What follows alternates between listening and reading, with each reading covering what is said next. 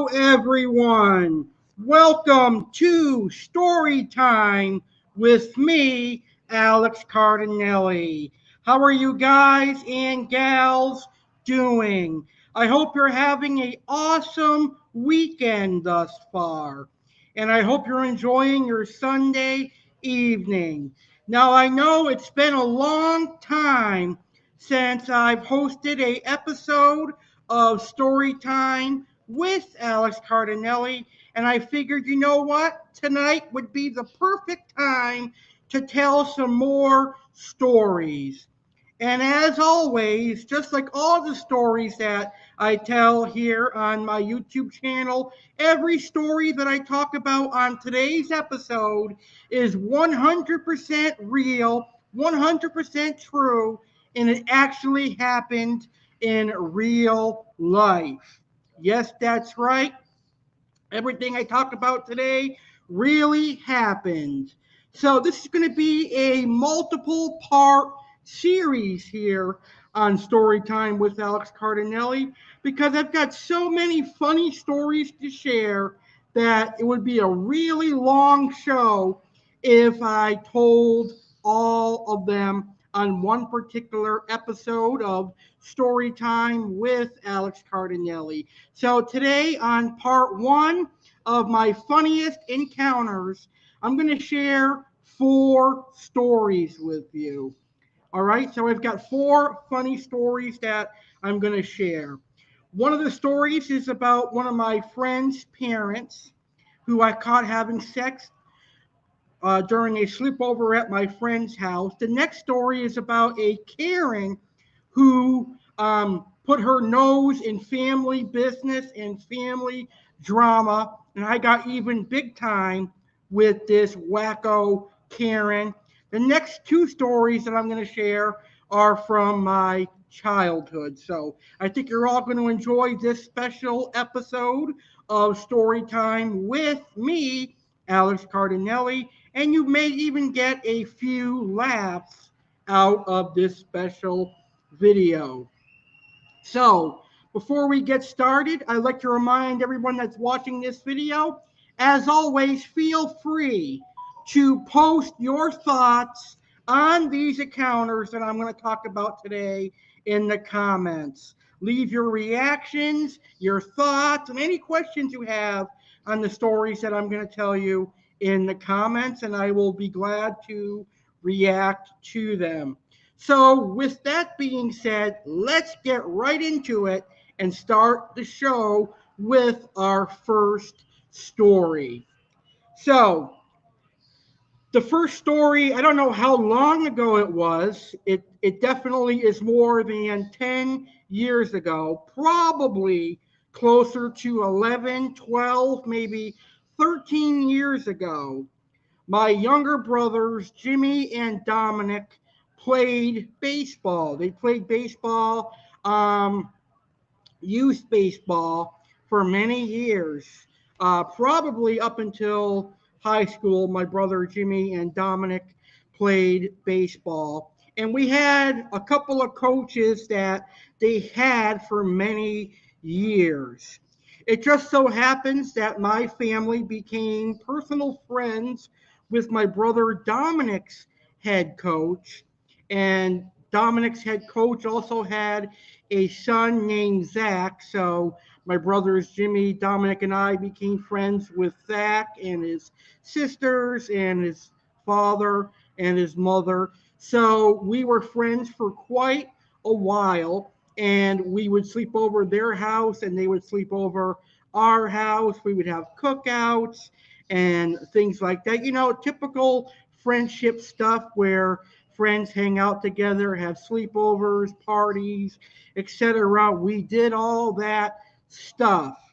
So one day I get invited by Zach to sleep over his parents' house with him and his siblings. It was my brother and I. So we decided we're going to sleep over, and we did. So that night we slept over their house, and I believe it was either the next day or the day after that. But when we were sleeping over their house, I woke up at 11 a.m. in the morning, and it was spring, so it was nice out. We went out and played baseball for a while, if I remember correctly, and then we had dinner and watched TV and went to bed at 8 p.m. at night. So we slept for a few hours, and then we woke up around 10:30 p.m. And my friend Zach woke me up and said, "Hey, look at this! This is funny. You're gonna laugh your asses off." So my brother and I head with him, and he leads us to his parents' bedroom, where lo and behold, his parents are having sex.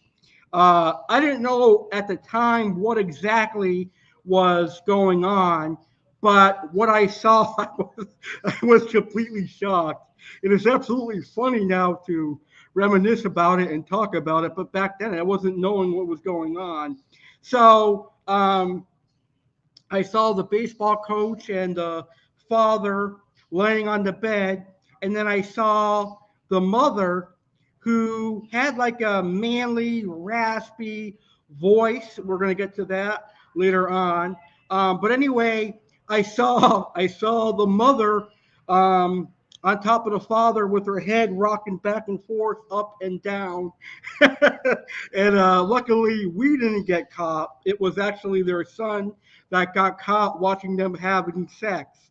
So what I had seen was the mother giving the father a blowjob, and then the father was sitting there smoking a cigarette while he was getting a blowjob. That was really, really funny. But unfortunately, the parents were really pissed off. They beat up, they slapped their son, and whatever else happened, I don't remember after that. But I do remember to this day watching it happen. I didn't have to watch porn back then because I got to see it in person. A manly woman and a big fat guy having sex, and the manly woman giving the guy a blowjob. Her head was moving back and forth, and I saw the guy having a cigarette like this, and all I heard was a couple of slaps and the father yelling at the son. That was that was freaking funny. But yeah, so these people that I was friends with when I caught the father and mother having sex weren't, let's say, they weren't the most functional of people. They certainly had a lot of issues, behavior issues, and stuff. We all have problems. I'm not perfect, but they definitely had issues. So it was definitely surreal to see that happen in person, and it's really funny now when I think back about it and I remember it. I just laugh it off because it really is funny. So people would say at the age I was back then, that's something that you shouldn't see, but in reality, I think it's funny seeing a manly woman giving a blowjob to a big fat guy. Now, the woman who my mom was friends with, she had a manly voice, and she would often say to my mother, "What's up, woman?" That's how she would talk. She was like I don't know, like a deep talking, manly voice woman. She was a nice lady though, but she talked like a man. And another funny story, Zach's sister once hit him over the head with a plastic baseball bat, and he was busted open in the back of the head, and they had to go to the hospital. And one of the doctors at the hospital asked my mom and that manly speaking woman, "Are you two the mommies of this boy?" That's because how the woman talked and how she looked. She looked like a lesbian or whatever word you would pronounce it. So that is the first story that I wanted to share with you. Kind of funny if you think about it. When you're sleeping over someone's house, you don't expect to see the parents having sex, having oral sex, and then seeing the guy with a cigarette in his hand enjoying oral sex. That's something you don't imagine seeing, but at the same time, at least you'll get a good laughter out of it when you think about it later on. All right, let's move on to my next story. And this one's a little bit more on a personal level. And it's not really that funny, but the action that I took is funny. So in 2016, I was involved in a bitter family feud with my aunt. Now, my aunt has mental issues, and she has a history of abusing my family, and she has a history of bipolar rages and bipolar attacks, and she has a history of using people, and then when people are no use to her, she dumps them. But anyway, we had a huge feud, and we still don't talk to this day. We're still not communicating. As a matter of fact, my family and I are living in a whole separate state, and we have never reached out to her, and we probably never will. So she'll probably die by the next time we hear her name. But in 2016, we were involved in a very bitter feud. It all started because I had made a post on Facebook about pit bulls, and I said that pit bulls are aggressive dogs, and they attacked my dog Boomer, and people shouldn't have them. And then she ran down my throat, basically insulting me, calling me names, telling me that I'm a asshole, whatever, for sharing my opinion on pit bulls. So eventually we would apologize and move forward from that situation. But then again, she had another bipolar attack, and for whatever reason, she grew more upset at my family and myself, and we engaged in a war of words. We had a fight. I badmouthed her on Facebook. She badmouthed me on Facebook, and whatever. So that happened, and then eventually I blocked her and stopped texting her, and she stopped texting me.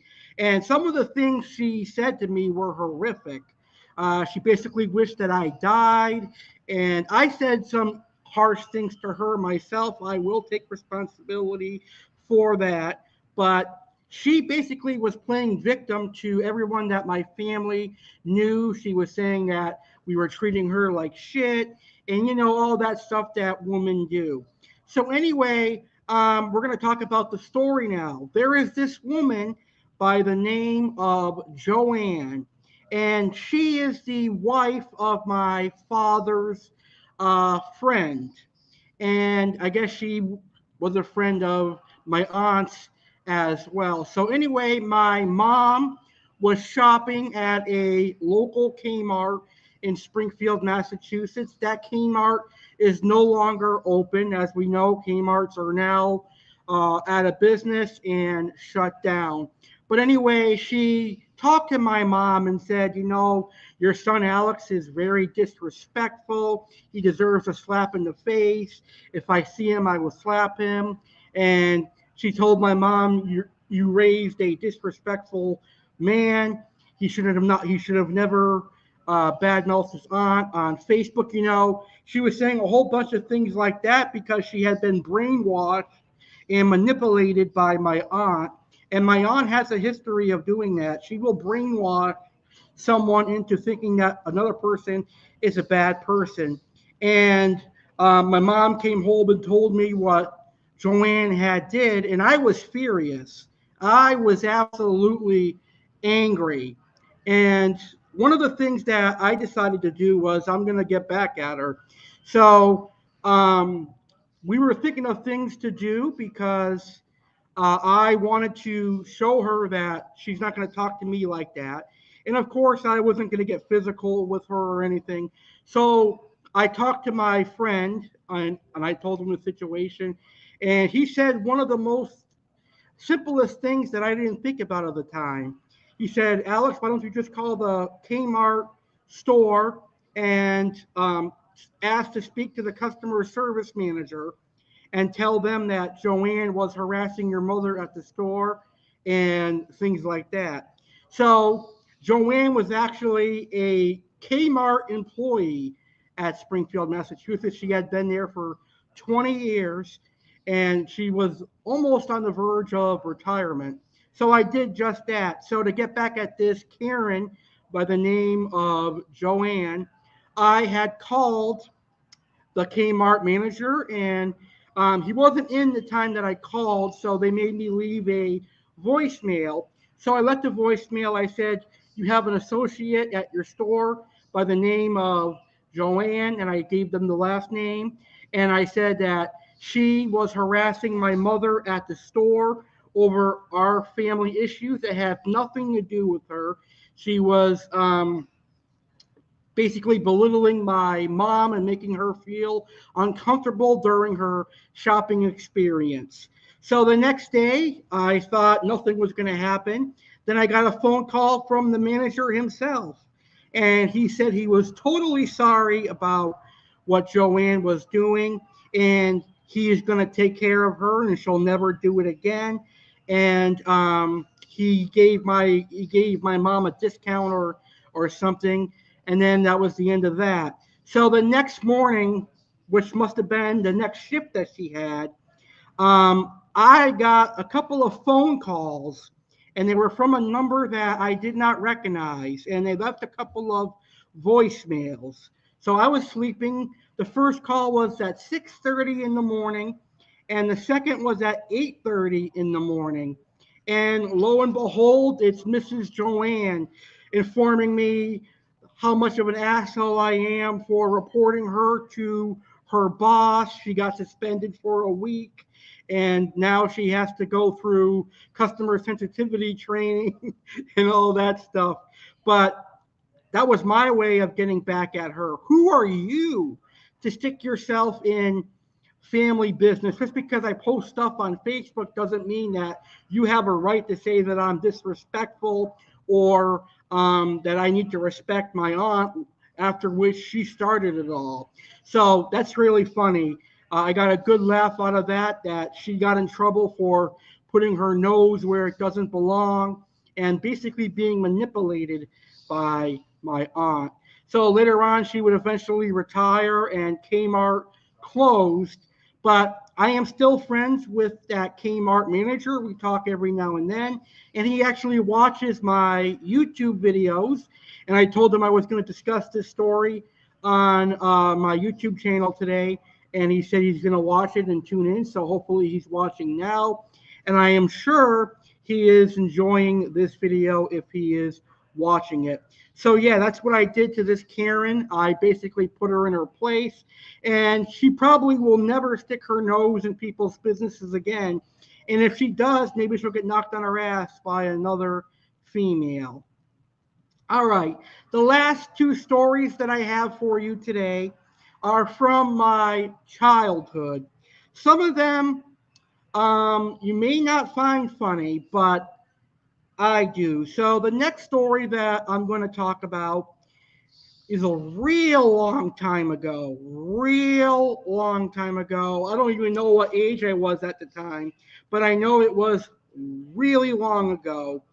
I probably was maybe 5, 6, 7, 8 years old at the time. But, anyways, my grandmother had a friend by the name of, get this, Jean Dumb Bum. Yes, that's right. She had a friend by the name of Jean Dumb Bum. Don't ask me what that name stood for. I could never, for the life of me, figure out what that name actually meant or what it stood for. But anyway, this friend, Jean Dumb Bum, was a nice lady, but she had a horrific stink. She smelled really awful. I mean, you could smell her from a mile away. And I can remember the smell. It was like a can of rotten tuna mixed with rotten eggs. It was horrific. And I remember as a kid, my grandmother and my mom would always argue because my grandmother would have Jean Dumb Bum over our house, and my mom would say, "You need to tell that woman to shower or she's going to step in my house because she's smelling my house like rotten fish and rotten eggs." I started laughing when my mom and grandma argued over that. And as young kids do, young kids often repeat things, and that's what I did. So one day, Jean Dunbum was babysitting me, and I said to her, you know, my mom says you stink really bad and you need to take a shower. And I remember her, she asked me, well, what do you think? And I said, well, I think it's time for you to get your ass in the shower. She flipped out. She called my grandmother to come home instantly because she wasn't going to babysit us anymore. And my grandmother and her had a huge fallout. They had a huge fight. And then when my mom got home, Jean Dunbum told my mom what I had did and that I deserved to be punished and things like that. So she left all upset and whatever. And to this day, my grandmother and her have never made up or anything. I don't even know if they communicate with each other, but it really was true. So I don't know if she showered or anything, but she smelled awful. And she probably wore the same clothes too, so maybe she didn't like being clean or anything, but she was very off-putting by her smell. And thinking back about it now, maybe she was depressed or she had a hard go at life, but still, you should shower if you're going to be going over other people's house and you're going to be going to public. And if you smell like rotten fish, you probably have a bad case of rotten crotch. So it's always important to take a shower. And the last story I have for you isn't really that funny, but as a kid, I get a good laugh out of it. Now, we lived in a very exclusive part of 16 acres growing up as a kid in Springfield, Massachusetts. And we had a very nice neighborhood and a very nice house. And one of my neighbors that I grew up with was a woman, an older woman by the name of Virginia. Now, Virginia was a very nice lady. She was one of those older ladies that liked to bake cookies, she liked to bake brownies, and all the good baked goods. And she would bring over like a strawberry cake. She made a homemade strawberry cake that was really good. And she would bake other stuff as well, and she would bring it over. But one day, I don't really remember what led to this, but I was, I guess, misbehaving. And she said that she was going to tell my parents I was misbehaving. And I would get in trouble by my parents. So some of the things that I do remember happening on this very day, I guess she wanted me to help her with chores. So she wanted me to take the trash out and vacuum the floor, the rugs, and help do dishes. And I was feeling tired that day.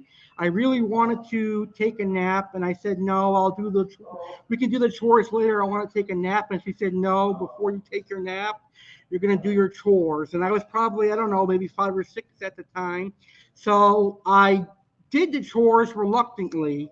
And then I decided after the chores, instead of taking a nap, I was going to watch TV. And she sat in front of me on the couch, and I sat next to her, and we were watching TV. And, you know, curiosity strikes a young mind, and I saw that her hair was uneven, and I was really curious about that. Um, that's strange. So as a kid, I yanked on her hair, and when I did that, her wig came off of her head, and it exposed a bald head, almost like a bald eagle. And you can cut the tension in the room with a knife at that point. She was beyond pissed that I had did that. She was really upset. She put me in my room and locked me in there for a good hour. And I guess she called my parents and told me what they had done. But when I pulled off her when I pulled off her wig, she was like this. She made a grunting noise like this. That was the funniest part of doing it. I guess I could say I was a bad kid growing up, and I regret doing that because as I later found out, the reason that she was wearing a wig was because she was a cancer survivor and she had lost her hair due to cancer. But like I said, I was 5 or 6 at the time, and I was angry at her for making me do chores. But eventually, I regained her trust, and we continued our friendship, and she continued babysitting. And then we had a good time, and I matured, and then she passed away a couple of years later. But that was really, really an experience. It really was an awkward encounter because the silence. I thought I was going to get my ass kicked that day, but luckily my parents handled it and I was punished. But definitely a better outcome than what could have happened. All right, those are the 4 stories that I'm going to share for today's episode of Storytime with Alex Cardinale.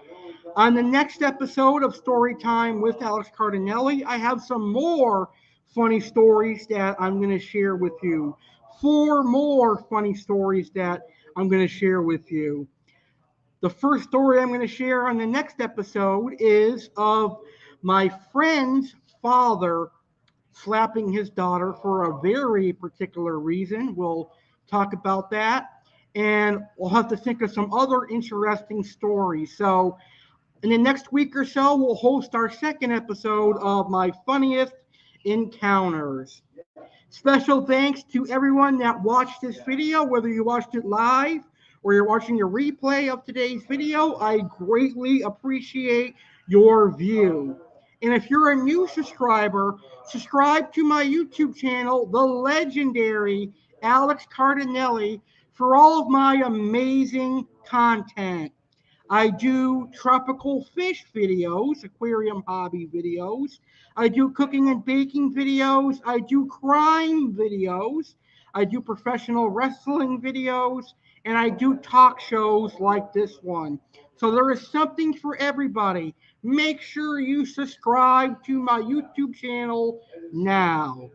Have a great rest of your Sunday. Have a great week ahead. And I will see you on the next episode of Storytime with Alex Cardinale. Don't pull off any of my pranks that I did on today's video. Peace out, everybody.